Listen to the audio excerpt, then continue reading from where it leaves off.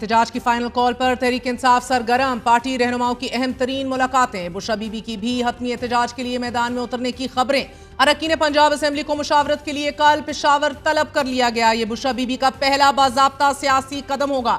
احتجاج کی final call پر جہاں تحریک انصاف دو متضاد بیانیوں میں منقسم، وہیں اب بشرا بی بی کی سیاسی انٹری سے بھی جماعت کے برابر تقسیم ہونے کے خدشات۔ خبر ہے بشرا بی بی عمران خان کا اہم پیغام اراکین اسمبلی کو پہنچانا چاہتی ہیں اور اسی ملاقات میں احتجاج کے حوالے سے لاہے عمل پر بھی مشاورت کی جائے گی۔ یہ پہلا موقع ہوگا کہ جب بشرا بی بی کی باضابطہ ہدایات پر پارٹی اراکین کو پشاور بلایا گیا ہے، اور اس سے پہلے بھی بشرا بی بی کی پشاور میں موجودگی کو سیکیورٹی کنسرن سے جوڑا جا رہا تھا۔ جماعت کے سینئر قیادت بوانگ دہل یہ دعویٰ کرتی رہی کہ بشرا بی بی کا سیاست سے کچھ لینا دینا نہیں، وہ گھریلو خاتون ہے۔ بی بی کے ابھی انٹریکشنز ہیں پولیٹیکل؟ نہیں ہے، بالکل نہیں ہے، گھریلو خاتون ہے۔ ہم بار بار ہر جگہ پہ یہ کہہ رہے ہیں وہ گھریلو خاتون ہے، ان کا سیاست سے کوئی تعلق نہیں ہے۔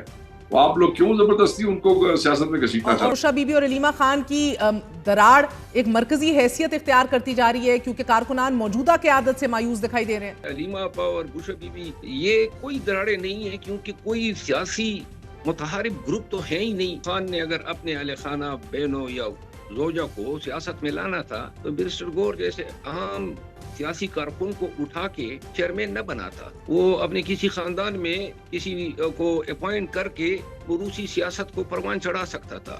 گھروں کے اندر اگر کوئی معاملات ہوتے ہیں تو اس کا کوئی سیاست سے کوئی تعلق نہیں ہوتا۔ بشرا بی بی کی سیاست میں دلچسپی سے متعلق اطلاعات آتی رہیں کہ پشاور منتقلی کے بعد وہ پارٹی میٹنگز کا حصہ رہی ہیں۔ وزیر اعلیٰ کی انیکسی میں علی امین گنڈاپور کے علاوہ دیگر قائدین سے بھی ملاقاتیں ہوئی ہیں اور پارٹی اور حکومتی امور پر بریفنگ بھی لی گئی۔ یہ اطلاعات بھی آتی رہیں کہ بشرا بی بی کچھ پارٹی رہنماؤں سے خوش نہیں ہیں اور عمران خان کی رہائی کے لیے منظم مہم نہ چلائے جانے پر شکوہ کنا ہیں، اور ذرا یہ بھی بتاتے رہے کہ بشرا بی بی نے پارٹی قائدین کے ساتھ اہم ملاقات میں کارکنان سے رابطے رکھنے اور ان کے گلے شکوے دور کرنے کی ہدایات بھی دیں، لیکن تحریک انصاف بشرا بی بی کی ان سیاسی سرگرمیوں کی جہاں مسلسل تردید کرتی رہی، وہیں جماعت کے کچھ لوگ کھلے عام یہ مطالبہ بھی کرتے رہے کہ بشرا بی بی زیرک خاتون ہیں، انہیں سیاست میں لیڈ لینی چاہیے۔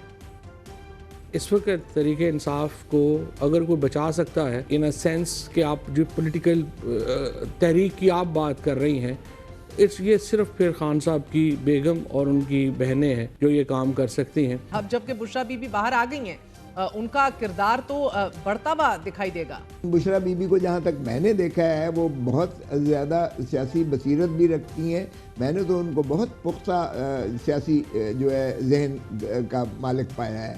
تو میرے نظر میں تو اگر ان کو فوکل پرسن یا ان کو جو ہے وہ بنا دیا جائے اسپوکس پرسن تو اس میں کوئی مذائقہ نہیں ہے۔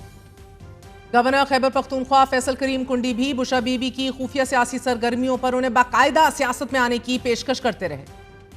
بشرا بی بی خاتون خانہ ہیں اور وہ سیاست نہیں کرنا چاہتی، تو اگر وہ خیبر پختونخوا ہاؤس میں سی ایم ہاؤس میں ہے تو بتا دیں کہ ہم پالیٹکس کر رہے ہیں، تو کھلے عام کریں، میدان میں میٹنگز کر رہے ہیں، کس کو نہیں پتا؟ آپ جب کہتے ہیں کہ جی ہم تو میٹنگز بھی نہیں کر رہے تو آپ کس لیے وہاں پر ہیں؟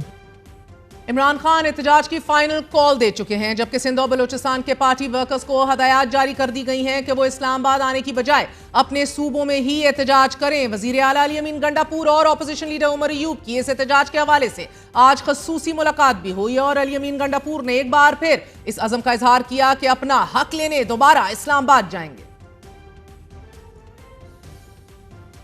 ہر وقت مکمل ہوتی ہے، ہم ہر وقت تیار ہیں، ہر دم تیار ہیں۔ کیا ڈیفرنٹ حکمت عملی ہوگی اس بار؟ حکمت عملی تو یہاں نہیں بتا سکتا نا، حکمت عملی بس تحت ہوگی۔ مگر پارٹی کی سینئر لیڈرشپ کے حوالے سے اطلاعات بھی آ رہی ہیں کہ وہ عمران خان کی فائنل کال سے ناخوش ہیں اور کال واپس لینے کے لیے عمران خان سے ملاقات کے متمنی ہیں۔ پارٹی کے بعد سینئر رہنماؤں کا یہ ماننا ہے کہ احتجاج کی کال سے عمران خان کی مشکلات کم نہیں بلکہ بڑھ سکتی ہیں، اس لیے انہیں کال واپس لے لینی چاہیے۔ دو متضاد آراء، دو متضاد بیانیوں میں، مگر عمران خان کی رہائی اتنی آسان دکھائی دے نہیں رہی۔ عمران خان کے خلاف پنجاب میں 54 مقدمات کے بعد آج اسلام آباد میں 62 مقدمات درج ہونے کا عدالت کو بتایا گیا۔ عدالت نے ڈی ایس پی سے مقدمات کی تفصیل مانگی تو پولیس افسر نے رپورٹ جمع کرانے کے لیے وقت مانگ لیا۔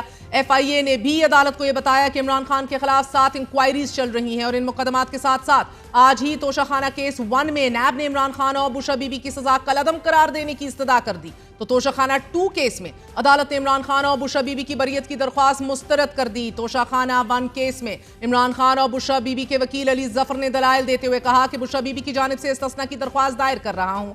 چیف جسٹس عامر فاروق نے ریمارکس دیے کہ آپ درخواست دے دیں، پریشان نہ ہو، ہم آرڈر کر دیں گے۔ دوران سماعت نیب پروسیکیوٹر نے یہ اعتراف کیا کہ عمران خان اور بشرا بی بی کی سزا معطل کرنے کا بیان دیا تھا اور میں توشہ خانہ کیس میں سزا کے طریقہ کار سے متفق نہیں ہوں۔ نیب پروسیکیوٹر نے عدالت سے استدعا کی کہ عمران خان اور بشرا بی بی کی سزا کالعدم قرار دے کر کیس کو ریمانڈ بیک کیا جائے۔ اس پر چیف جسٹس عامر فاروق نے نیب پروسیکیوٹر سے مکالمہ کرتے ہوئے کہا کہ ہمیں پہلے علی ظفر کو سن لینے دیجئے، پھر دیکھتے ہیں۔ چیف جسٹس عامر فاروق نے علی ظفر سے استفسار کیا کہ آپ نیب پروسیکیوٹر کے بیان پر کیا کہیں گے۔ اس موقع پر جسٹس میاں گل حسن اورنگزیب نے بیرسٹر علی ظفر کو مخاطب کرتے ہوئے کہا کہ 2 ہی طریقے ہیں، ایک تو یہ کہ آپ نیب پروسیکیوٹر جو بات کر رہے ہیں اس کو مان لیجئے، دوسرا آپ یہ استدعا کر سکتے ہیں کہ کیس ٹرائل کورٹ میں فرد جرم سے دوبارہ شروع ہو۔ اگر آپ یہ دونوں نہیں مانتے تو ہم پھر تکنیکی خرابیوں کی طرف جا سکتے ہیں اور نہیں جا سکتے، اور اگر آپ یہ نہیں مانیں گے تو پھر ہم میرٹ پر کیس سنیں گے۔ اس پر وکیل علی ظفر نے عرض کیا کہ میری نظر میں سزا کا یہ فیصلہ برقرار رہ ہی نہیں سکتا اور عدالت نے اپیلوں پر سماعت 21 نومبر تک ملتوی کر دی۔ اسی طرح توشہ خانہ 2 کیس میں عمران خان اور بشرا بی بی کی بریت کی درخواست مسترد کر دی گئی ہیں۔ اڈیالہ جیل میں اسپیشل جج سینٹرل شاہ رخ ارجمن نے سماعت کے دوران بریت کی درخواستیں مسترد کرتے ہوئے ملزمان پہ فرد جرم عائد کرنے کے لیے 18 نومبر کی تاریخ مقرر کر دی۔ قانونی معاملات گھمبیر ہیں۔ عمران خان کی رہائی کے لیے پارٹی اور وکلا کو ابھی مزید کئی دریا عبور کرنے ہیں، اور آج ہی عمران خان نے تحریک انصاف کے خلاف اقدامات اٹھائے جانے پر سپریم کورٹ میں آئینی درخواست دائر کی ہے، اور اس درخواست میں وفاق اور وزارت دفاع، داخلہ، کابینہ ڈویژن اور 4 صوبوں کو فریق بنا دیا گیا ہے۔